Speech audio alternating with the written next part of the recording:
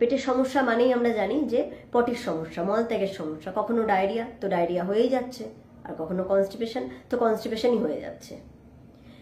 আমরা না জেনে ভাবছি ডায়রিয়া হয়েছে, আমরা মেট্রোজিল খেয়ে নিলাম যে ঠিক হয়ে যাবে, আমরা ওআরএস খেয়ে নিলাম, ডাবের জল খেয়ে নিলাম, ঠিক হলো না। আবার দেখলাম নিজে থেকেই কনস্টিপেশন হচ্ছে, তো আমরা ভাবলাম ও সুস্থ হয়ে গেছি, তাই আমরা অ্যাভয়েড করে যাই। করতে করতে এই আলসারেটিভ কোলাইটিস বা কোলাইটিস বা প্যানকোলাইটিস বা আইবিএস বেড়ে যায়। মেন লক্ষণ হচ্ছে এই ডায়রিয়া আর কনস্টিপেশন, এই দুটোই থাকবে এবং অনেক দিন ধরে একটা মানুষ ভুগছে, ইয়ং এজে হয়। ওষুধ দিচ্ছি, ওষুধ খাচ্ছি, কিন্তু ওষুধের সাথে সাথে একটা বড় রোল হচ্ছে ডায়েটের, লাইফস্টাইলের।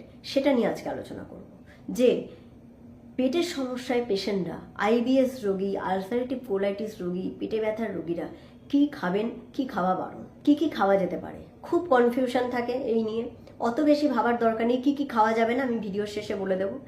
খাওয়া যাবে কি, তার মধ্যে ভাত আছে, রুটি আছে, স্যুপ আছে, চিকেন আছে, ফিশও আছে, শাকসবজি আছে, তবে কাঁচা শাকসবজি না।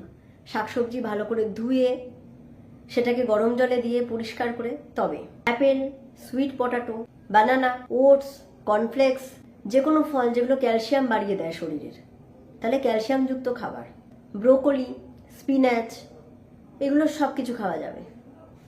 মাটির তলার খাবার আমি বলেছি সুইট পটাটো। অনেকেই বলে মাটির তলার খাবার কি খাওয়া যাবে? হ্যাঁ, মাটির তলার খাবারও খাওয়া যাবে। অনেকে জিজ্ঞাসা করে টক ফল খাওয়া যাবে কি? ওই যে আলসারেটিভ কোলাইটিস শুনছে, টক ফলের মধ্যে খুব খুব সাংঘাতিক টক জাতীয় খাবারটা অ্যাভয়েড করো।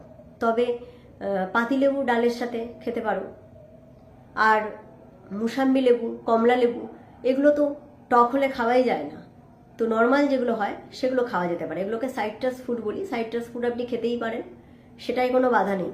তবে খুব টক, তেঁতুল, ওগুলো খাওয়ার দরকার নেই। সকালবেলা টক জাতীয় খাবারটা অ্যাভয়েড করতে হবে। লাঞ্চের টক জাতীয় খাবার রাখা যেতেই পারে, সামান্য লেবু দিয়ে ডাল, হ্যাঁ সেগুলোও খাওয়া যেতে পারে। আর সব থেকে ভালো খাবার এই আইবিএস রোগীদের জন্য, আলসারেটিভ কোলাইটিস রোগীদের জন্য কার্ড বা দই। দই এমন একটা জিনিস যেটা পেটের ফ্লোরাগুলোকে ভালো রাখে, এটা ইটসেলফ পেটের হজম ক্ষমতা বাড়ায়। তাই দই পারলে প্রতিদিনই দই খান। এবার বলবো কি খাবার অ্যাভয়েড করতে হবে, সেটাই মন দিয়ে শুনুন। কি খাবার আলসারেটিভ কোলাইটিস বা আইবিএস রোগীরা অ্যাভয়েড করবেন। কফি, স্মোকিং, অ্যালকোহল মানে নিকোটিনযুক্ত খাবার, ক্যাফেইনযুক্ত খাবার, এগুলো অ্যাভয়েড করতে হবে। গ্লুটেনযুক্ত খাবার অ্যাভয়েড করতে হবে। খুব বেশি ফাইবারযুক্ত খাবার অ্যাভয়েড করতে হবে। স্পাইসি ফুড, ফাস্ট ফুড, ঝাল খাবার অ্যাভয়েড করতে হবে। দুধ জাতীয় প্রোডাক্ট অ্যাভয়েড করতে হয়, কারণ অনেকেরই এই রোগে ল্যাকটোজ ইনটলারেন্স হয়, তো সেক্ষেত্রে দুধ জাতীয় খাবার খেলে খুব সমস্যা হবে। এই জন্য দুধ জাতীয় প্রোডাক্ট একদমই অ্যাভয়েড করতে হবে। চিজ, দুধের যে কোনো খাবার। কিন্তু দই আপনি খেতেই পারেন, দই আপনাকে খেতে হবে। সবজির মধ্যে যেগুলো গ্যাস ফর্ম করে অতিরিক্ত, যেমন বিনস, ক্যাবেজ, স্পাউট, এগুলো অ্যাভয়েড করুন। হুট করে পেইন কিলার খাওয়া অ্যাভয়েড করুন। কোনো রকমের পেটে ব্যথা হচ্ছে, পেইন কিলার খেয়ে নিলাম, দুমদাম পেইন কিলার খাওয়া, এনসিয়াড, প্যারাসিটামল, এগুলো হুটহাট করে খাওয়া অ্যাভয়েড করতে হবে, বন্ধ করতে হবে। এছাড়া খালি পেটে লেবু জল খাওয়ার কোনো দরকার নেই। যাদের এইসব রোগ আছে, যারা এইসব সমস্যায় ভুগছে, তারা খালি পেটে লেবু দিয়ে জল, অনেকেই খেয়ে থাকি আমরা, যে ওয়েট কমানোর জন্য আমরা লেবু জল বা মধুর মধ্যে একটু লেবু দিয়ে দিলাম, সেই জল, গরম জল খাচ্ছি।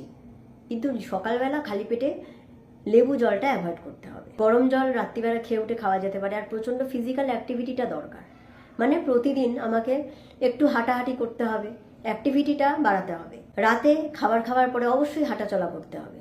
তো এই জিনিসগুলো মেনটেন করতে হবে, তাহলে দেখবেন সুস্থভাবে বেঁচে থাকা সম্ভব। তার সাথে যে ওষুধগুলো ডাক্তারবাবু দেবেন সেগুলো মেনটেন করতে হবে, সেগুলো খেতে হবে। আশা করি আজকের ভিডিওটা যথেষ্ট হেল্পফুল ছিল। অন্য ভিডিও নিয়ে দেখা হচ্ছে। ধন্যবাদ।